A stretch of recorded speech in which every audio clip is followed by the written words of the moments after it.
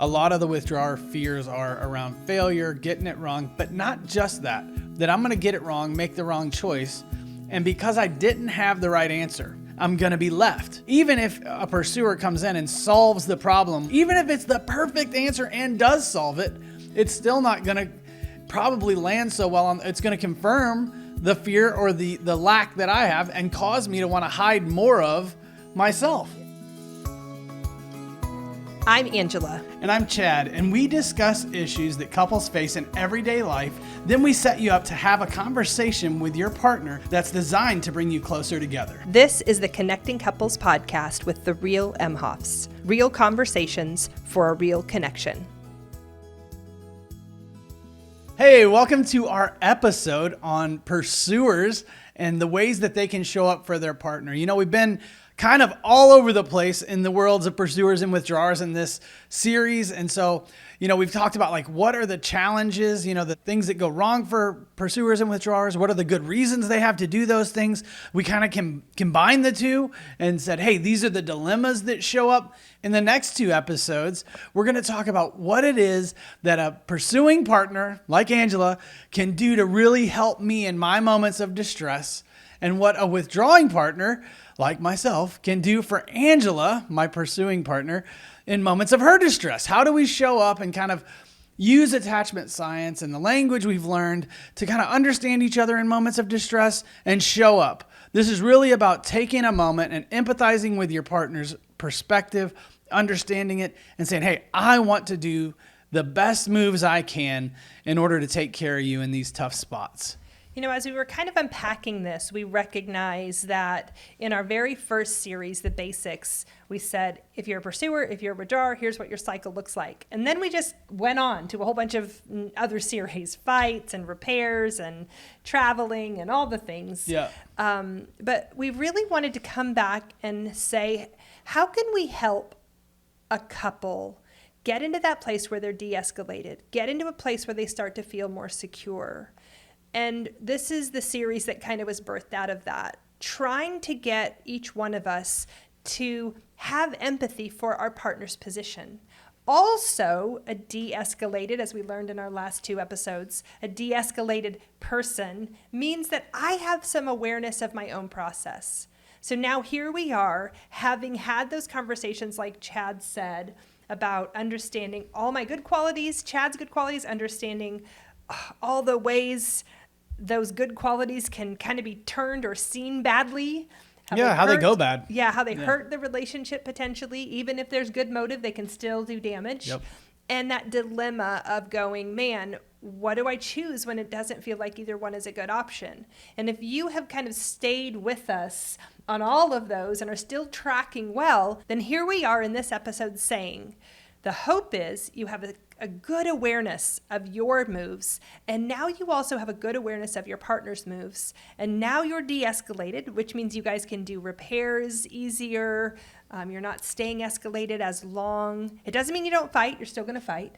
And so now we're saying, can you have an awareness of what your partner might need in the distress so that you can provide that for them? And that sounds like an impossible thing to even consider. Yeah, I mean, that's it's funny, but like it's not very often that you lead with, hey, here's the solution. And really, if you can't understand the problem, it's tough to understand the solution. So really understanding why you're doing it. It's like, I feel like we've done like algebra and we've broken it all down into like, hey, show your work and show me all the reasons and ways and carry the one or whatever. And so we're like, this is how that works. And now we're going to try to implement some of kind of the shortcut, I guess, in a way. Like, if I know this about my partner, then why wouldn't I do this? Yeah. Right? It's kind of this simple process of saying, let's, if we can, start to respond the way that we need each of us to respond. And again, it doesn't matter. We can fight or whatever, or at least have disagreements. Yeah. I mean, sometimes the word fight carries a really negative connotation, but a disagreement is fine. Miss each other, misunderstand, be misunderstood. And it's great to also kind of know, hey, this is how we're going to address that. Like if I know that we're off, there are some things that I can do to kind of stay in the room or stay with you and kind of help comfort some of the distress, if you'll let me, right? And then also vice versa. If I'm in a bad place and I come to you, it really needs to be met with a different energy than is sometimes there if you're just pursuing, if you're just anxious and in that bad space. So here's the example that it kind of, as we, prepare for these podcasts, we try to bring up examples that we can use that relate. And the other day I was a little bit escalated. There had been a confrontation in the organization that I'm with, and I had to respond to the person who was being escalated. And so I was in my head on how I was going to respond and was it going to be good? And, I sometimes role play that on Chad. How does this land? And in that conversation we were having, he did what he has done sometimes that I need, which is he matched my energy. He started fighting for my behalf. He got escalated. And I realized that he was actually pouring kerosene on the fire. And internally, I was getting even more escalated. And so I was like, this isn't helpful right now in this moment. And I, to be fair, hadn't told him what I really even needed. He was doing something that he knew had worked before. Why not try that? But I could tell internally that it wasn't working. And we weren't the two of us in a fight. That makes it easier too when it's a situation where it's something else and he's trying to comfort me regarding an, external factor. Yeah. But in that moment, this aha moment, this light bulb came on for me of how many times my withdrawer, Chad, has come to me with a problem or in process where he is coming to me saying, hey, I want to do the thing that you have asked me to do all along, that you keep pushing me to do, this vulnerability thing that everyone thinks that I should do. And he said, I'm going to come to you and I'm going to share with you my internal process, as Chad has mentioned in previous episodes, before it's the final draft, but it's the in-process draft. Yeah.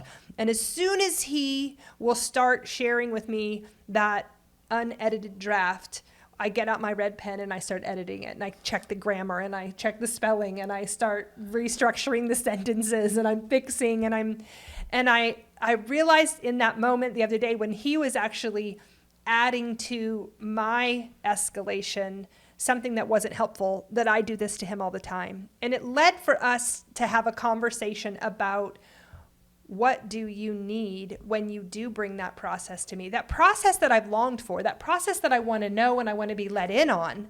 We talked in our episodes before about that withholding factor, that sometimes withdrawers will hold back, not even intentional, not even as a slight, although sometimes we feel like it is. Sure. And so we've said, please include us. We want to know. But then as soon as they include us, we blast them with whether or not we approve of what they've included us in.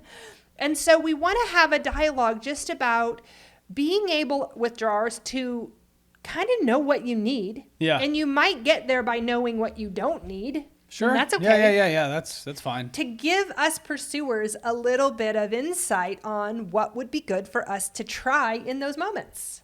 It's good. I mean, I think you having that awareness and that insight the other day and kind of going, hey, wait a minute, I think I do this to you a lot. I think that even in itself, having the awareness that, oh wait, I'm doing what I don't like for you to do. That's kind of I think we all want to do that. Yeah. I mean, this is a trick, and so I say it's a trick, but it's hard to be presented some facts, right? Even if it's about the internal world, and not want to solve it. I mean, that's like parenting 101. If I know my kid has a problem and I don't fix it, that's a bad thing. I should fix it or help my kid learn to fix it, right? But I think with our spouse, it's a little bit different. It's like if I share what's going on inside me, probably 90% of the time, I just want you to go, gosh, that's hard. I'm sure you spent a lot of time on this. Man, you can't figure this out. I don't know who could, or something like that. Give some assurance that you believe in the other person versus, hey, I'm going to throw a correction in there and you probably didn't get.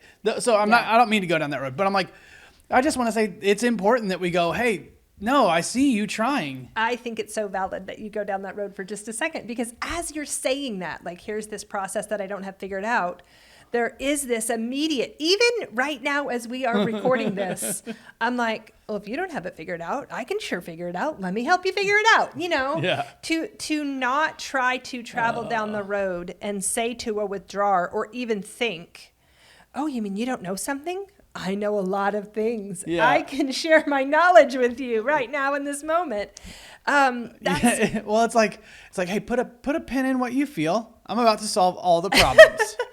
But us pursuers, we're very, knowledgeable. At least we think we are. Well, I mean, I'm not saying that pursuers or withdrawers aren't both equally knowledgeable. Yeah, that's true. I'm like, that's not, probably the answer isn't just an answer, right? Like, and so like the fact that I'm presenting facts literally could be a problem. If I could slow down and try to present what I feel or my experience, that would be better, for you. But if you could say, in those moments, something more about like, hey, whoa, this seems like a lot. How's your gut feel? How's your heart feel? I want to be here with you. It reminds me actually of a Brene Brown quote that I don't know exactly, but it's the tone of it is this, which is that rarely is a problem solved with a response. It's usually solved with a presence, or it's solved with empathy. And so to be able for me to say, thanks for sharing that, I'm here with you, I can see how hard that is. That is actually the salve that heals the wound, or that, Yeah, we could construct this a little bit. So if you think about withdrawers, they're saying generally, if you're a withdrawer, a lot of the withdrawer fears are around failure, getting it wrong, but not just that I'm going to get it wrong, make the wrong choice. And because I didn't have the right answer, because I didn't have the right solution, I'm going to be left. I'm going to be discarded, found unusable, unwanted, Rejected. Unloved. Yeah, because of the fact that I don't have the answer, because I didn't get it right or failed somehow. And so even if a pursuer comes in and solves the problem handily, right? Like tells you like, oh, well, here's the 3 things you should have, even if it's the perfect answer and does solve it, it's still not going to probably land so well it's going to confirm the fear or the lack that I have and cause me to want to hide more of myself. Yeah. So if you kind of play that out, it's like, I come to you saying, oh, this is a struggle. You say, here's the perfect answer. You should implement this. I clearly did not have that answer. And then it confirms that I'm bad. And here's the thing, and I have helped so many, both withdrawers and pursuers, process this. This is the thing that the cycle does that's sucky, basically, is if you come and say, hey, I feel inadequate in this, and I'm like, oh, well, don't worry. I'm more than adequate in this area, and therefore, you don't have to be adequate. I'll be enough. And it just spins again that idea for a withdrawer that the pursuer is pitching, that you are inadequate, you don't have what it takes. It just triggers, that cycle then triggers that shame, that internal narrative that says, I'm not going to get it right, I can't measure up. And that is not what we want to do to a partner who we love and who we want to meet in those hard places. So to be able to pause for a moment and say, I want to make sure that I'm responding in a way that is beneficial. And I'm recognizing that I don't always respond in a way that is beneficial. Yeah. And even if that's all I can say, that's already a great start. Or I don't know what to do. I don't know what to do. Yeah. And by the way, that's hard also, because pursuers don't want to feel inadequate either. Yeah. So for me to come and say, I don't really know what to do, in my don't know what to do-ness, that tends to trigger my escalation, which then here is a thing that happens all the time in these moments when our withdrawers finally are vulnerable enough to come to us, then we don't know what to do. We get hijacked by our own shame and inadequacy, and we trump the moment with us.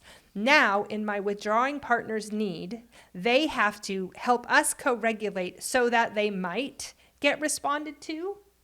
And even if they help us deregulate, at that point, they might be like, whew, at least one of us. That was a bad idea.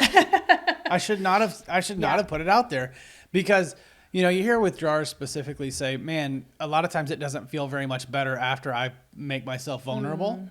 Right. And I think that some of this is this, like, it's like, and I won't put it all on pursuers by any means, but I'm like, it's the cycle. It's the cycle. And so I'm like, they have to take in the good response. So we're not putting all the responsibility, and we have other episodes that talk a lot about why and the bad things and the effect of and all that of pursuing and withdrawing, but we're not putting all the responsibility on your partner or on the pursuer in this episode, because a withdrawer has to be open to take it in. Yeah. Right. I have to be able to go, hey, she's wanting to show up for me, or Angela is wanting to show up for Chad. And I'm like, and if I don't let that in, or I don't let my body and kind of check in with myself around it, That is our problem, right? Like you probably have done good things where I never noticed it, where I just kind of was like in my own defended state and couldn't trust it. And so it's only fair that we would say, hey, how do we do this? How do we let you in or let me in? I think it's worth that we say overtly that mistrust is going to show up throughout this process, especially if we're new at it. It happened the other day. Something happened with Chad. He double booked or misbooked an appointment, and he was feeling bad about it. And I came in and said, oh, I hate that for you. And you know, here I am trying to be like, I still love you. And maybe I said it in a silly tone or whatever. Like in my mind went, oh, people want to know that they're still loved, even if they get it wrong. And so here's my cue, try it. And his response was, you're just saying that.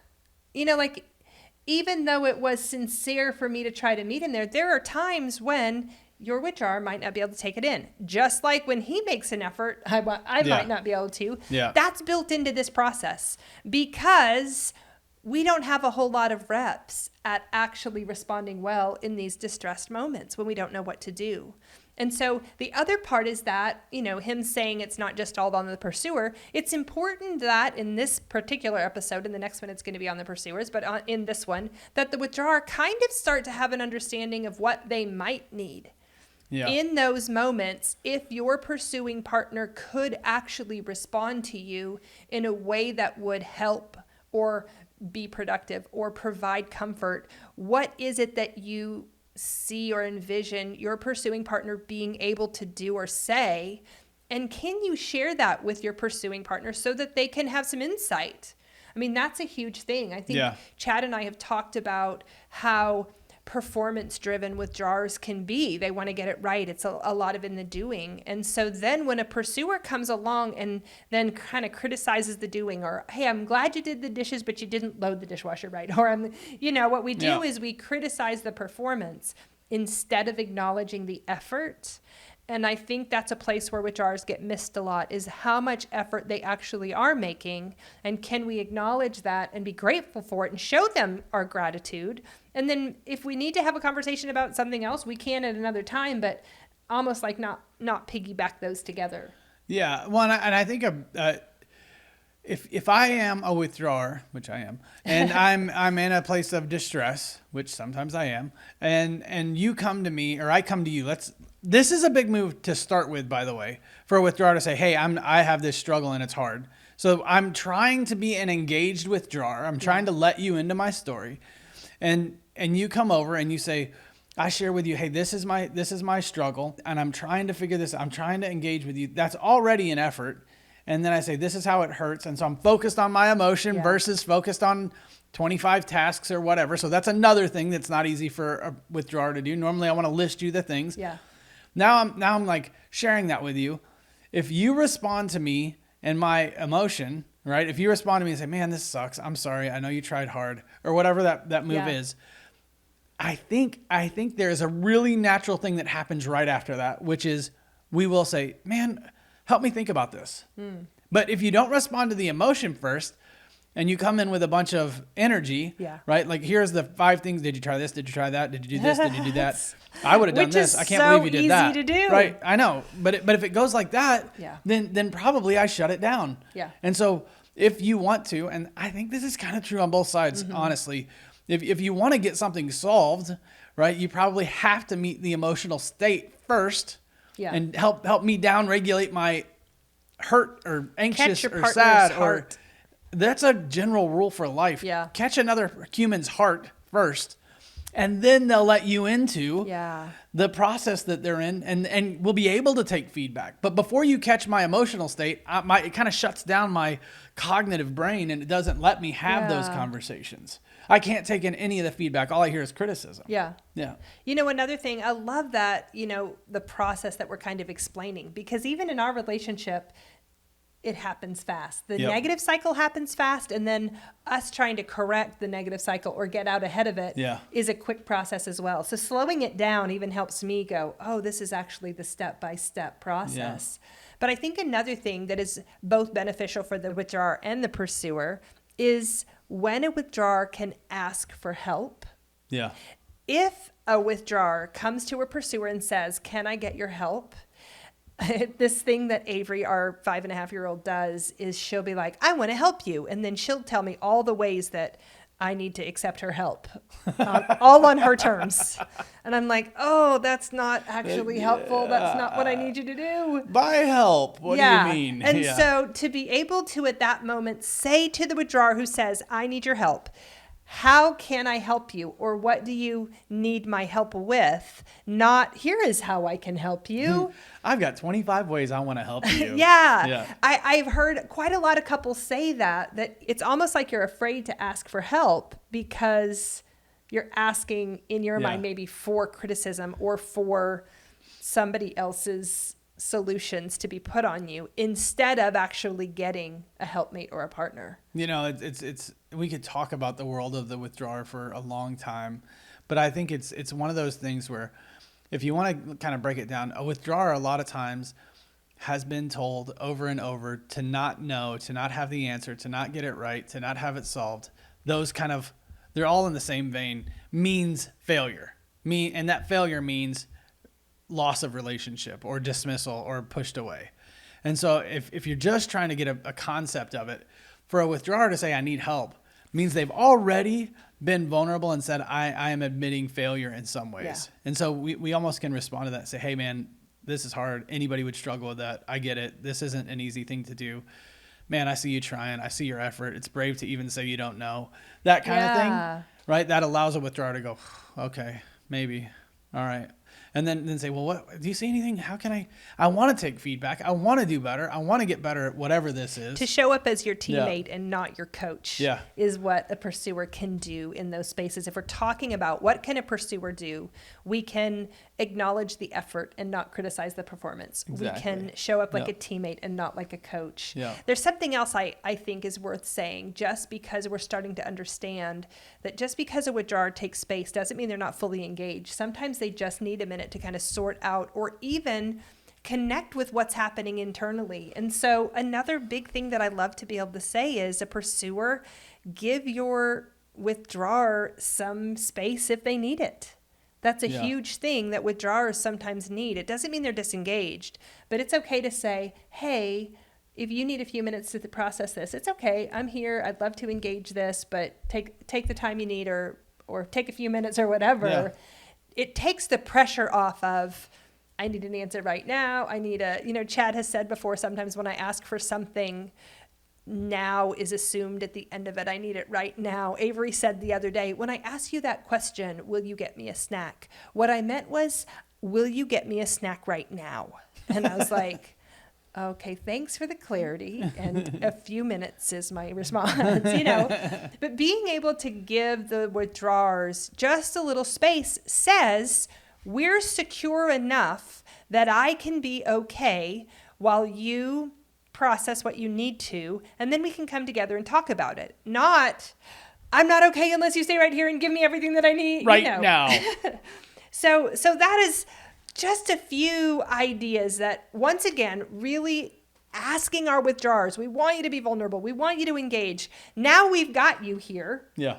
You're engaged. What can we do to help that process, to help create enough safety for that withdrawer to know that it's okay to take the risk? Man, that's great. What a good topic. And I think it's really helpful for withdrawers to kind of hear this, and pursuers to kind of say, oh, that makes sense. Let's pause for a second and head to our connect point. The Connect Point is designed to help you have a different conversation about how you experience your relationship. Small adjustments lead to big change over time. Take some time to practice with us now. So let's dive into this. And pursuers, I want you to take a minute and think about what you might actually be able to try. If your withdrawing partner comes to you and says, hey, this is what's going on inside me, how are some ways that you might show up for them? Or if you notice it, some ways that you might be able to kind of engage with them in a way that's safe based on what we've talked about. And withdrawers, we want you to kind of hear that conversation and think about, can I actually take that in? Would I be able to internally accept that? And then maybe would it help? Would it do something different for me in my experience? And now it's time for you to go connect with your partner. Thanks so much for listening to us. If you've enjoyed this podcast, one of the best things you can do for us is to share it with another couple that you think could benefit from it. You can rate us and give us a review on your listening platform, and you can follow us on our Facebook page, The Real Imhoffs. If you want to support our nonprofit that makes resources available for couples, you can check out the Ways to Give tab on our website, therealimhoffs.com. We love to hear from our listeners, so feel free to message or email us with ideas you might like us to talk about or the ways that our Connect Point conversations are impacting your relationship. Thanks again.